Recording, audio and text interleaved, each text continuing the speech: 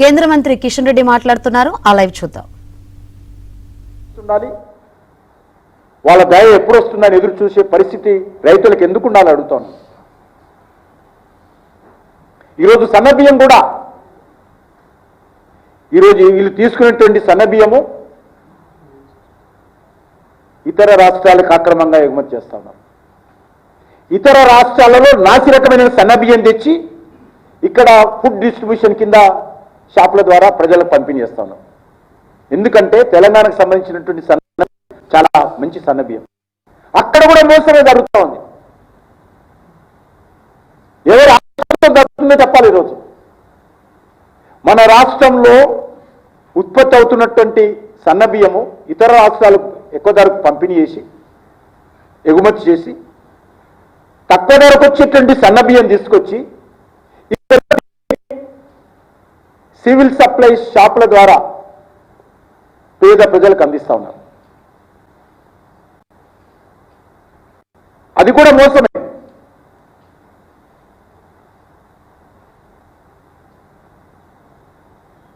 ఇతర రాష్ట్రాలకు 4,000 నుంచి 4,500కు బియ్యం అమ్ముతారు. ఇతర రాష్ట్రాల నుంచి 3,000 నుంచి 3,200కు కొంటారు.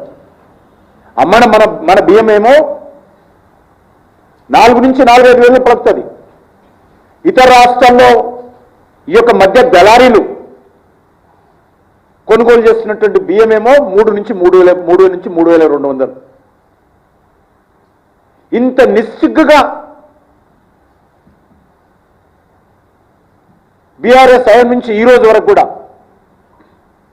దగా జరుగుతూ ఉంటే, రైతుల పుట్టగొడుతూ ఉంటే, ప్రజలకు అన్యాయం జరుగుతూ ఉంటే ఈరోజు తమాష అయిపోయింది. మాటకు ముందు కేంద్ర ప్రభుత్వము, మాటకు ముందు నరేంద్ర మోడీ, మాటకు ముందు బీజేపీ, మాటకు ముందు బీజేపీ ఎంపీలు వీళ్ళకొక్కరికే బాధ్యత ఉన్నట్టు, వీళ్ళు మాత్రమే సమర్థవంతంగా పనిచేసేవాళ్ళు, వీళ్ళు మాత్రమే నీతివంతంగా పనిచేసేవాళ్ళు, ఇంకెవరు నీతివంతంగా చేయరు అనే విధంగా ఈరోజు వ్యవహరిస్తూ ఉన్నారు.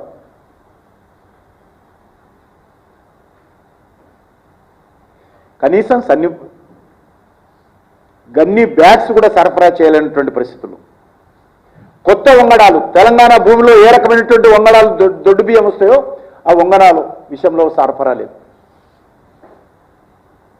ఈరోజు అవసరానికి మించి ఉత్పత్తి జరుగుతూ ఉంది. తెలంగాణ రైతుల ఇంట్రెస్ట్లో ఈరోజు దేశమంతా కూడా ఇప్పటి వరకు సుమారు 86-87 లక్షల మెట్రిక్ టన్నుల బియ్యం ప్రొక్యూర్మెంట్ చేస్తే దేశమంతా ఒక తెలంగాణ నుంచే 51 లక్షల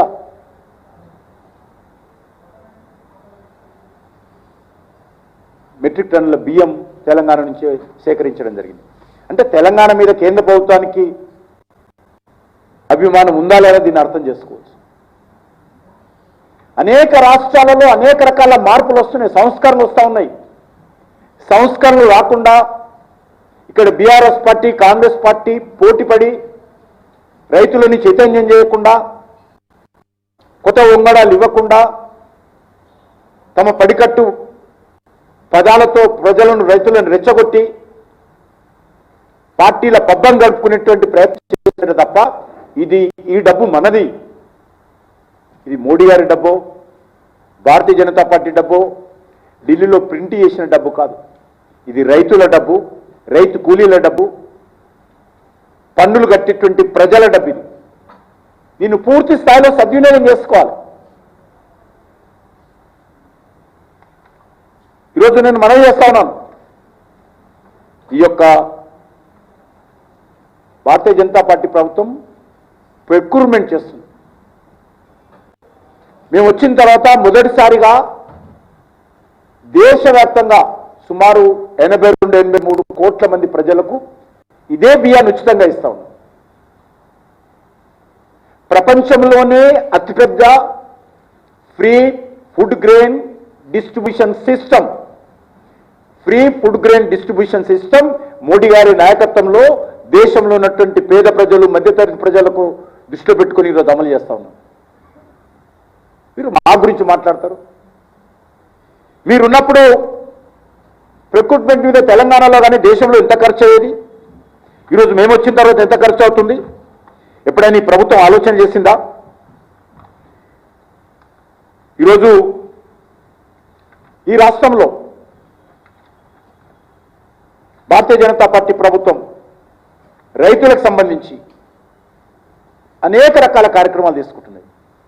ఇప్పుడు ఉన్నటువంటి పంట పొలాలు సాయిల్ టెస్టింగ్ రెగ్యులర్గా 2 సంవత్సరాలు 3 సంవత్సరాలకు ఒకసారి జరగాల. సాయిల్ టెస్టింగ్ సిస్టమ్ పోయింది. ఈరోజు మనం పండించేటువంటి పంటలకు ఇతర దేశాల్లో మార్కెటింగ్ కావాలంటే ప్రైమ్ మినిస్టర్ స్వయంగా చెప్తా ఉన్నారు.